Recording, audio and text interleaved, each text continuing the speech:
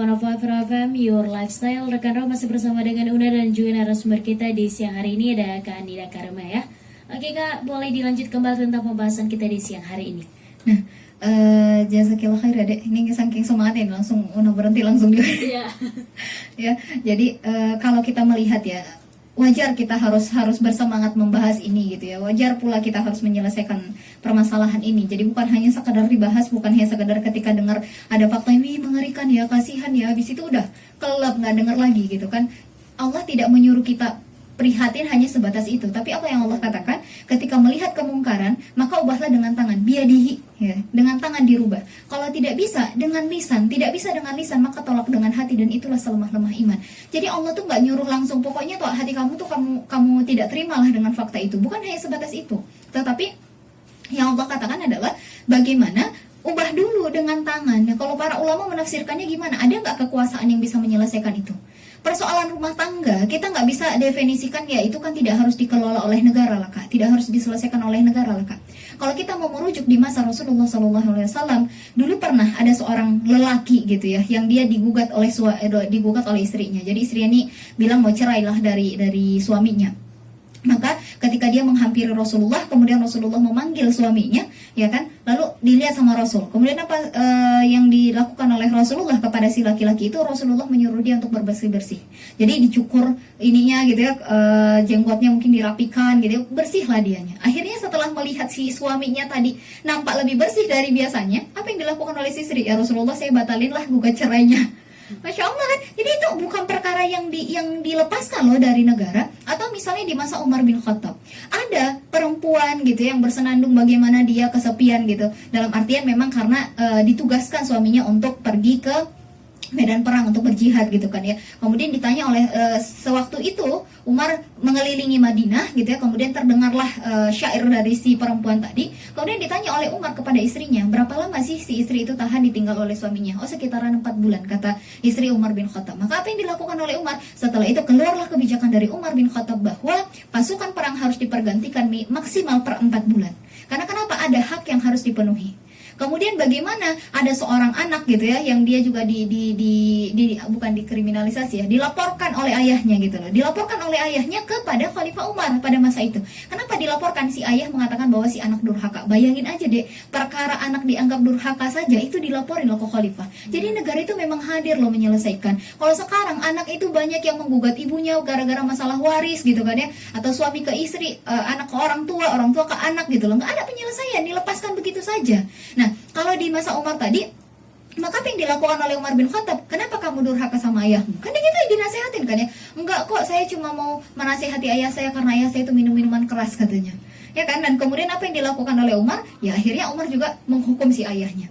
Dan masih banyak lagi fakta lain gitu loh. Jadi kalau kita lihat ya, negara boleh nggak berlepas tangan dengan perkara rumah tangga? Nggak bisa. Jadi justru hadirnya negara itulah yang menjamin. Bukan malah ada dulu masalah kemudian hadir pemerintah gitu kan ya, hadir negara seolah-olah jadi apa namanya, penyelamat gitu loh. Yang seharusnya dilakukan oleh hadirnya negara, kalau dalam konsep Islam negara itu hadir sebagai upaya preventifnya gitu ya. Kemudian ada upaya kuratifnya. Kalau preventif berarti dicegah. Nah sekarang ini kenapa banyak kaum ayah yang melakukan hal sedemikian? Oh, lihatlah di internet itu ya, gitu kan.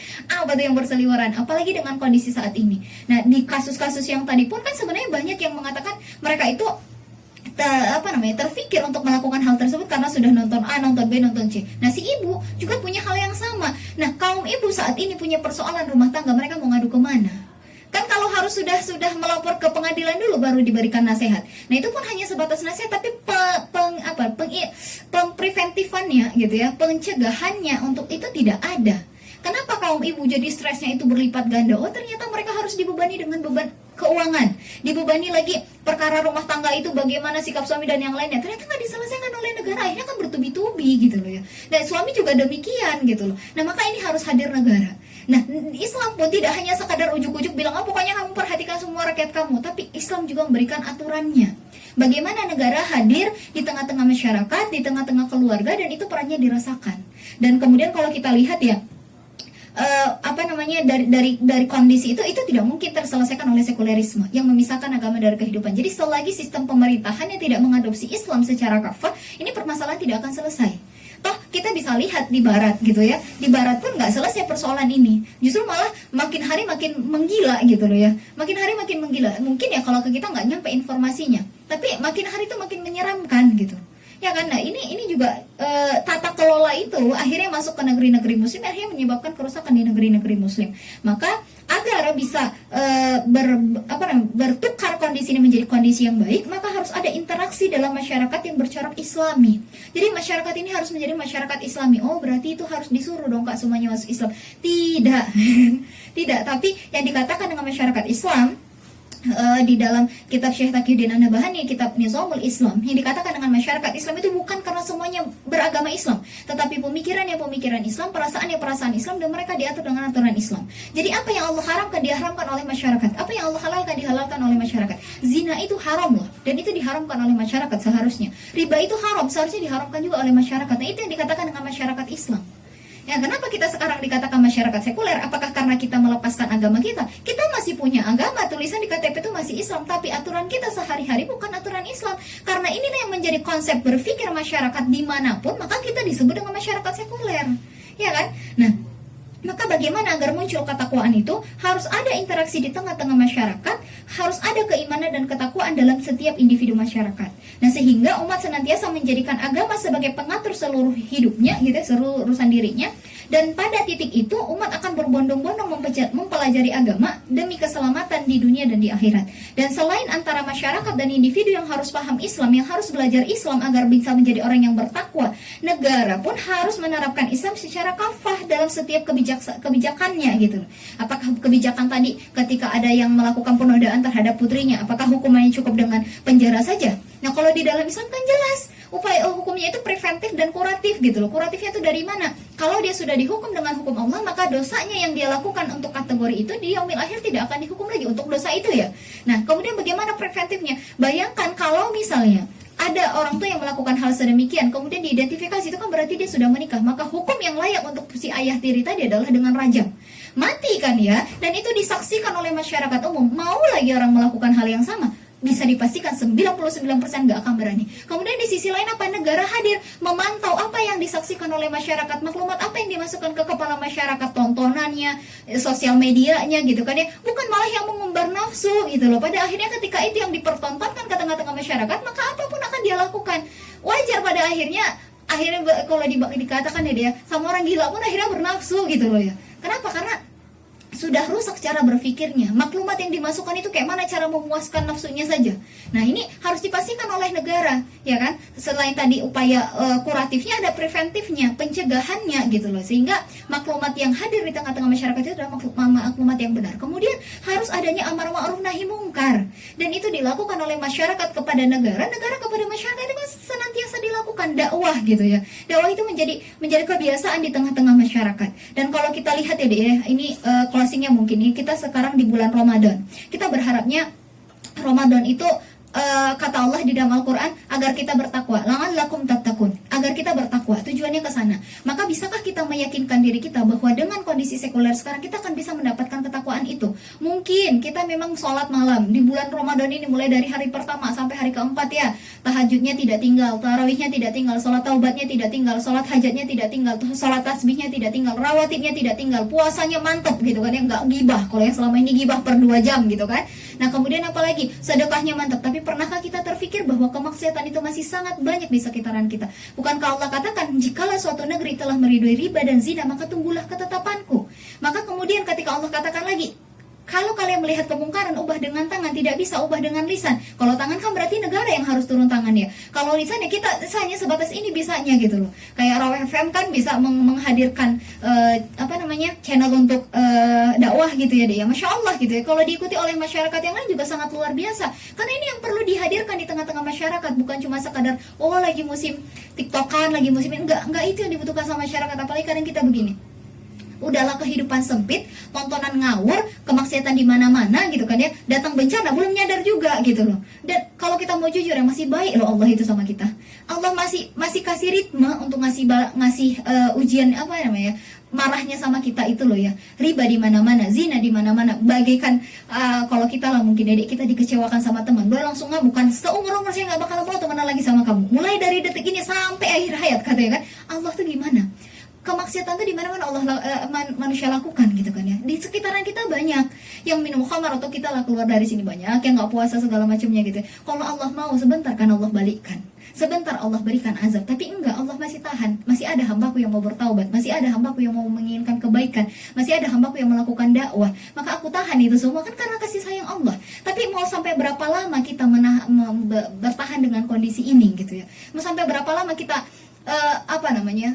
mancing-mancing Allah gitu lah ya untuk melakukan kemaksiatan tadi gitu ya. Maka kita berharap Ramadan kali ini betul-betul menghantarkan kita kepada ketakwaan, dan itu ketakwaannya memang kalau dikatakan oleh Umar bin Abdul Aziz, bukan hanya ditandai dengan seringnya puasa di siang hari atau sholatnya sholat malamnya gitu ya, atau seringnya dia sholat di malam hari atau kedua-duanya. Namun takwa itu adalah kepada Allah dengan meninggalkan apa yang diharamkan dan melakukan apa yang diperintahkan. Dan kalau kita lihat lagi dari apa yang dikatakan oleh Ibnu Qayyim, hakikat takwa adalah menaati Allah atas dasar iman dan ikhtisab, ikhlas hanya mengharapkan Allah, mengharapkan ridho Allah baik terhadap perkara yang diperintahkan ataupun perkara yang dilarang. Dan oleh karena itu seseorang melakukan perintah itu karena imannya yang diperintahkan Allah kepadanya disertai dengan pembenaran terhadap janji-janjinya. Dengan iman itu pula lah ia meninggalkan apa yang dilarang Allah dan yang diancam Allah kepadanya. Maka kalau kita lihat dengan kondisi ini, takwa itu nggak mudah untuk kita raih, dan itu bukan seminggu 2 minggu atau hanya sebulan gitu, tapi berketerusan. Dan ketika kita lihat definisi takwanya itu adalah menaati segala apa yang Allah perintahkan dan meninggalkan segala apa yang Allah larang, maka kondisinya ini tidak hanya dilakukan oleh individu, tidak hanya dilakukan oleh masyarakat, tetapi juga harus dilakoni oleh negara. Negara itu tidak bisa menutup mata dengan ini semua. Bapak Ibu yang punya kekuasaan ya gitu lah ya bahasanya.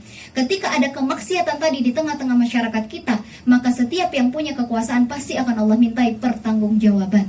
Maka yuk kita sama-sama nih kembali kepada apa yang Allah telah tetapkan, karena sesungguhnya ketika syariat itu ditegakkan memudahkan bagi yang memiliki kekuasaan untuk mengatur masyarakat, kemudian masyarakat juga akan mendapati kesejahteraan, mendapati apa yang disebut dengan rahmatan lil alamin. Dan itu tidak hanya akan dirasakan oleh kaum muslimin tetapi juga oleh yang non muslim gitu. Dan kalau kita lihat ya kondisi saat ini, bukankah dosa gitu ya ketika umat Islam saat ini melihat riba dan akad-akad yang rusak yang merajalela dan kemudian diam dengan riba itu, diam dengan kondisi kerusakan itu. Atau kita pernah nggak terfikir zina yang banyak di sekitaran kita, penyimpangan yang banyak di sekitaran kita yang dilakukan oleh generasi muda bahkan yang tua gitu kan ya, dan ini kita saksikan kemudian kita diam, apakah itu tidak perbuatan dosa? Mendiamkan kemaksiatan tadi tanpa adanya amar ma'ruf nahi mungkar, tanpa ingin melakukan perubahan dan perbaikan. Dan bagaimana kondisi generasi kita juga saat ini juga, kalau dari konteks yang tadi itu rusak karena dirusak gitu ya, kemudian ada juga yang rusak karena menginginkan kerusakan itu pada dirinya. Maka ketika kita melihat itu dan kemudian kita diam, apakah itu tidak akan Allah mintai pertanggungjawabannya? Maka setiap kita jelasnya akan dimintai pertanggungjawaban. Dan apakah ketika negara menyerahkan urusan rakyat yang ada kondisinya saat ini hanya diserahkan kepada rakyat saja tanpa hadirnya negara yang sebenarnya punya kekuasaan gitu kan ya, kemudian mendiamkan kondisi itu begitu saja, apakah kita tidak terfikir bahwa negara pun, pemangku kekuasaan pun nantinya di yaumil akhir akan Allah mintai pertanggungjawaban atas apa yang dialami oleh rakyatnya. Wallahu a'lam bishawab. Mungkin ini yang bisa Kak sampaikan ya Dek. Tapi ada satu ayat yang di dalam Al-Qur'an ya, yang Allah katakan di Quran surah Al-Maidah ayat 50. A'udzubillahi minasyaitonirrajim. Afa hukmul jahiliyati yabghun wa man ahsanu minallahi hukman liqaumin yuqinun. Apakah hukum jahiliyah yang kalian kehendaki, dan hukum siapakah yang lebih baik daripada hukum Allah jika kalian orang-orang yang meyakini.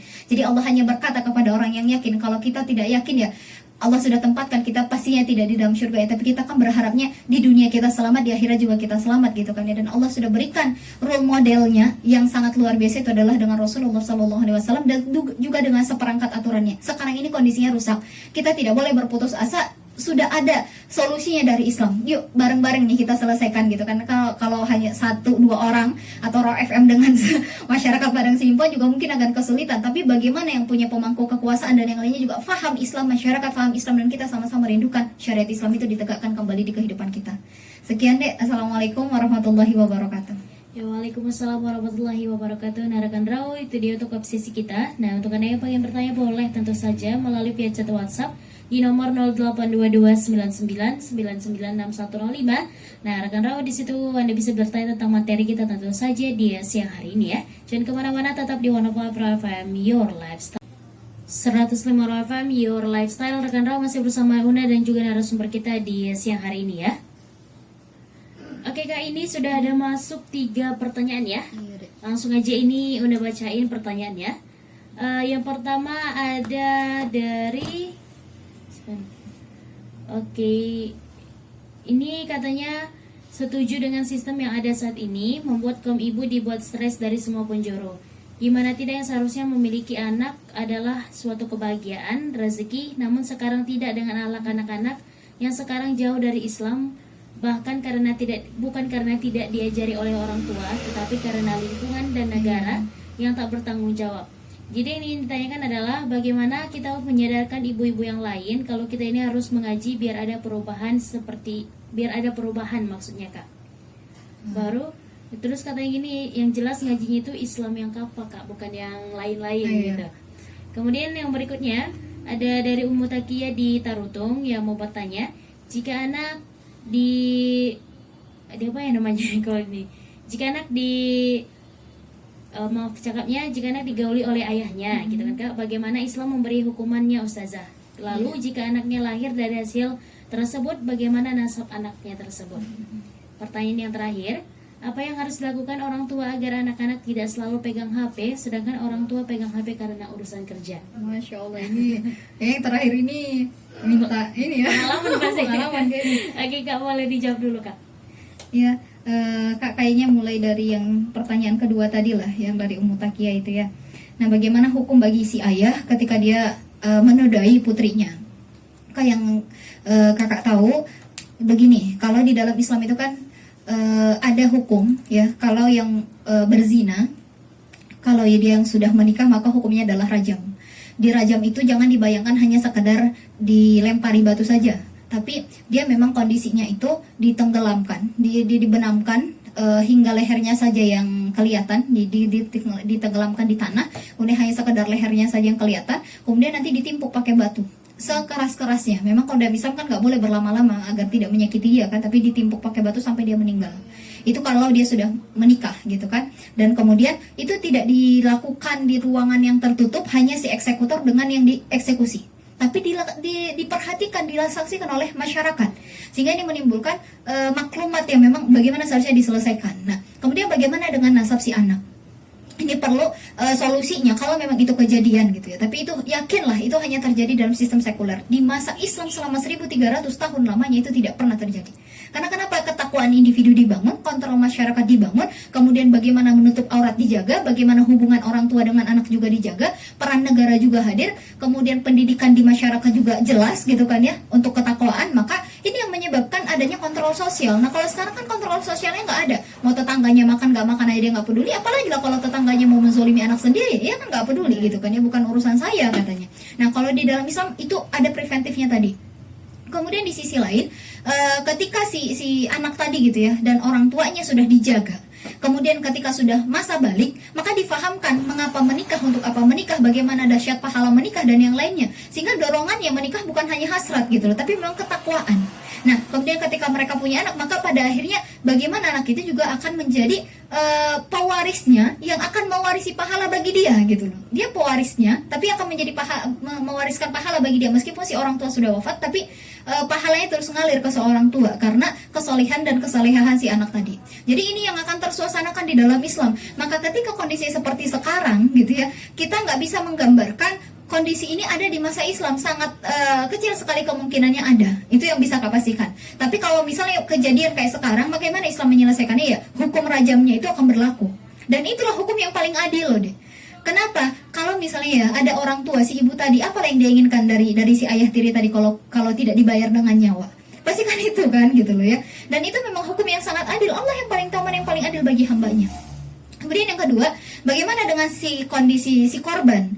Kemudian dia punya anak dari ayahnya sendiri, maka kan nasabnya jatuhnya kan ke si ibunya. gitu loh. Tapi hadir negara untuk memfasilitasi itu seharusnya tidak dibiarkan, tidak didampingi, harusnya hadir dan kemudian dikuatkan dengan ketakwaannya. Karena kalau tidak, pasti yang akan dilakukan apa? Menghujat Allah, menghujat Tuhannya gitu. Kenapa? Kenapa diberikan kehidupan bagi saya yang sedemikian? Padahal saya tidak mau ada yang lainnya gitu kan ya. Maka harus didampingi dengan kekuatan keimanan. Tapi yakinlah memang fakta ini tidak akan pernah ada ketika negara itu mengadopsi Islam secara kafah. Jadi pergaulannya, pendidikannya, hukumnya pakai hukum Islam. Jadi nggak bisa cuma sekadar kondisinya kita sekarang ini sekuler. Oh, katakan Nida harus pakai hukum rajam. Oh iya, pakailah hukum rajamnya. Tapi sistem pendidikannya nggak berbasis Islam. Akhirnya apa yang dibuat dalam sistem pendidikan pun naik memang pendidikan seseorang makin tinggi dari S1, S2, S3 sampai S4 nggak ada ya S4 ya.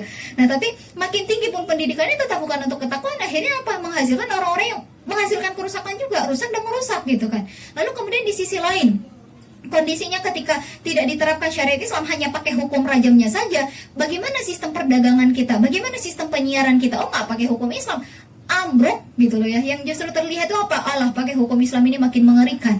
Keran untuk terjadinya zina itu tidak ditutup. Itunya yang perlu salah satu dipastikan, kerannya itu. Jadi kalau mau menerapkan Islam, menyelesaikan masalah yang seperti ini tadi, nggak bisa cuma sekedar dari ketika sudah terjadi pakai hukum rajam, enggak, tapi harus secara keseluruhan kerannya ditutup. Dan yang mampu menutup keran itu secara mutlak hanyalah Islam, karena tidak ada negosiasi.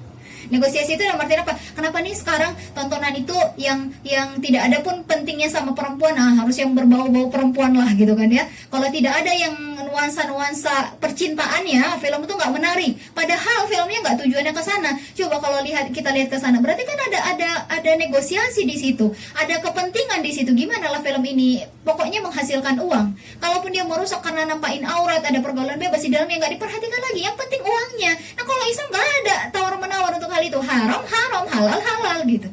Kalau buat film melanggar syarak, udah berhentikan, nggak boleh lagi. Nah, kalau sekarang melanggar syarak, tapi ada kan keuntungan, tapi kan ada begini, ada begitu, ya nggak bisa. Jadi hanya Islam yang mampu menyelesaikan persoalan ini dengan konteks yang penerapan Islam kafah tadi, upaya kuratifnya itu ya, penebusannya kalau bahasanya ya, penebusan itu ya dengan penerapan jinayatnya, sanksinya tadi dengan rajam. Kemudian di sisi lain, kalau kondisinya itu pendidikan, kemudian sistem pergaulan dan ini juga harus pakai hukum syarak. Kalau nggak pakai hukum syarak tuh amburadul, nggak sesuai. Sama kayak begini deh, kita itu disuruh nutup aurat kalau di dalam hukum Islam ya. Kalau misalnya lebih cocoknya itu hukum potong tangan lah misalnya. Hukum di dalam Islam kan wasari kuasai kotu faktuai dia huma. Laki-laki dan perempuan yang mencuri maka potonglah tangan keduanya. Ketika ada pencurian, Pak, lakukan potong tangan. Tapi di sisi lain pekerjaan nggak diberikan ke masyarakat.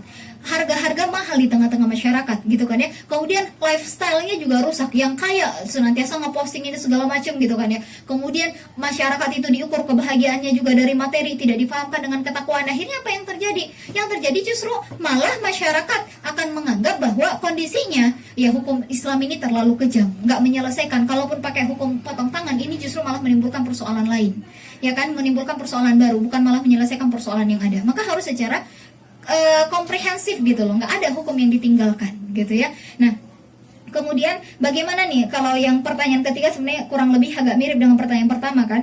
Gimana caranya biar ibunya mau ngaji? Ibu-ibu juga ya, kita tidak bisa pungkiri saat ini kaum ibu, apakah memang mama muda gitu kan ya, atau yang sudah tua gitu loh. Kita ini butuh untuk mengkaji Islam loh ya. Kita sangat butuh untuk mengkaji Islam karena yang muda pun butuh sekali untuk mengkaji Islam. Karena kalau bukan dengan ketakwaan, kalau bukan dengan keimanan, gila kita ngadepin dunia ini, ya kan? Makin banyak kerusakan yang terjadi gitu loh. Maka sudah saatnya kita kembali untuk mengkaji Islam tersebut. Karena kenapa? Allah berikan syariat untuk menyelamatkan hidup kita, dan kita nggak paham tentang syariat itu, gimana mau selamat, gimana kita mau yakin? Kan ada istilahnya tak kenal maka tak sayang, nah gitu ya. Nah, berarti kenapa saat ini kaum muslimin enggan untuk mengambil syariat Islam? Karena memang disengaja terjauhkan dari syariat Islam, sehingga tidak ada yang membuat dia jatuh cinta kepada Tuhannya, tidak ada yang membuat dia jatuh cinta kepada syariat Allah gitu, nggak yakin sama syariat Allah itu. Nah, maka apa yang harus kita lakukan saat ini?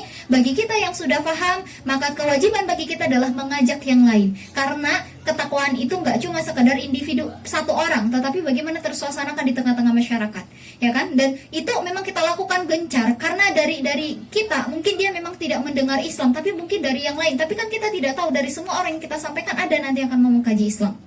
Yang jelas saat ini kondisinya amar ma'ruf nahi mungkar itu nggak bisa kita tinggalkan, karena memang sudah dari dulunya itu Allah wajibkan namun kita campakkan, dan sekarang ini balik lagi harus kita terapkan. Karena kalau tidak, terjadinya kerusakan tersebut mungkin saat ini tidak terjadi di keluarga kita, tapi siapa yang bisa menjamin hal itu akan terpastikan hingga 10 tahun yang akan datang, 20 tahun yang akan datang, 50 tahun yang akan datang, keluarga kita juga masih selamat dengan kondisi ini, ya kan? Maka harus kita sama-sama nih kaitkan dengan keimanannya kita tuh dari mana, untuk apa, dan akan kemana, kan itu yang menguatkan kita kenapa harus berhukum dengan hukum Allah, ya.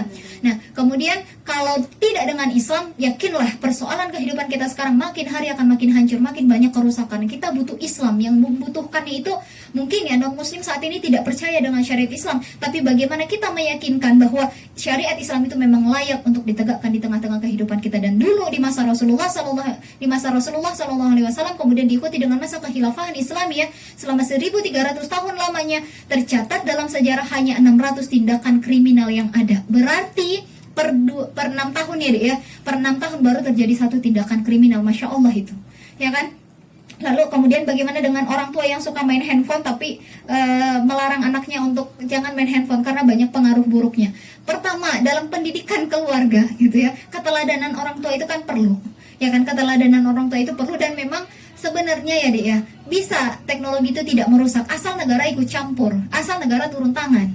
Dalam artian apa? Bisa nggak itu di skip, bukan di skip ya, dihilangkan semua konten-konten yang tidak bermutu dan tidak berakhlak dan tidak sesuai dengan syariat? Sebenarnya bisa, ya kan? Kalau kita lihat penemuan anak-anak IPB beberapa tahun yang lalu tuh, bisa sampai mereka itu menghilangkan konten-konten yang berbau-bau ya yang haram lah gitu kan, ya, bisa mereka hilangkan. Sebenarnya bisa itu untuk dikendalikan, bisa toh untuk menghilangkan akun-akun dakwah saja bisa, apalagi yang sedemikian kan begitu ya. Nah berarti sebenarnya bisa untuk dihentikan itu. Jadi kalau negara turun tangan, anak pegang gadget gak khawatir orang tuanya, toh semua kan sudah di skip sama negara, semua sudah dipastikan sama negara yang dipegang sama anak saya itu sehat. Tapi masalahnya sekarang nggak begitu, perdagangan bebas dan kemudian segelintir kapitalis itu menginginkan banyak keuntungan. Gimana lah semenarik mungkin bagi anak-anak, termasuklah mungkin ya yang tidak berbusana pun akan disaksikan oleh anak-anak. Nah ini bahaya sekali. Maka negara juga harus paham, ketika itu diadopsi oleh masyarakat, ketika itu ditelan oleh generasi muda, maka bayangkan bagaimana dosanya mengalir ke para pemilik kekuasaan, ya kan? Harus sama-sama paham kitanya, masyarakat paham, individu paham, negara paham gitu loh.